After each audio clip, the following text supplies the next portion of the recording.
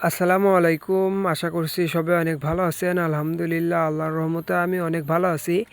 আজকে আমি যখন আমার গরুর রুমের মধ্যে যাই গরুকে দেখার জন্য, তখন হঠাৎ রুমের মধ্যে দেখি যে চিকচিক শব্দ হচ্ছে।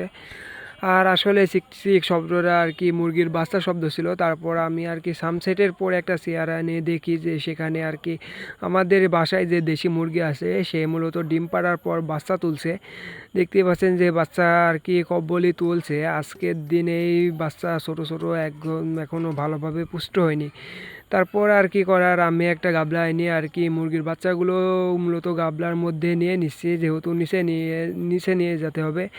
বাচ্চা যদি একটু বড় হয়ে যায় এখানে তারা আর কি উপর থেকে পড়ে গেলে আর কি মারা যাওয়ার সম্ভাবনা অনেক বেশি থাকবে। এজন্য আর কি আমি এগুলো নিচে নিয়ে যাওয়ার চেষ্টা করছিলাম। দেখতেই পাচ্ছেন যে এখানে বেশ কিছু বাচ্চা তুলছে। আর আমি যখন আর কি বাচ্চাগুলো নিয়েছিলাম তখন তার মা আর কি হাতে ঠোকা দিচ্ছিল যাতে আমি বাচ্চাগুলো না নিই। আর এখানে বাচ্চাগুলো তোলার পর এখনও 3টা ডিম বাকি ছিল, যে ওইগুলা জানে না যে ডিমের মধ্যে আদৌ বাচ্চা আছে কিনা। আর একে একে আমি বাচ্চাগুলো নেওয়ার পর আর কি নিচে নামলাম। দেখতেই পাচ্ছেন যে বাচ্চাগুলো আসলে কত সুন্দর সুন্দর বাচ্চা হয়েছে, যদিও বাচ্চাগুলো কুটি কুটি পরবর্তীতে বড় হয়ে যাবে। আর দেখতেই পাচ্ছেন যে কত সুন্দর। আর কি তার মা আর কি ওর বাচ্চার কাছে যেতে চাচ্ছে, ওর মধ্যে উঠতে চাচ্ছে। আমি আর কি একে একে আর কি গুনছিলাম যে মোট কয়টা বাচ্চা উঠছে। পরবর্তীতে দেখলাম যে 8টা বাচ্চা উঠছে আর 3টা মূলত ডিম আছে। 3টার মধ্যে একটা ডিম ভালো আছে, দেখলাম ঠুকাইছে, ওইটা বাচ্চা উঠবে আজকে রাত্রের মধ্যেই উঠবে।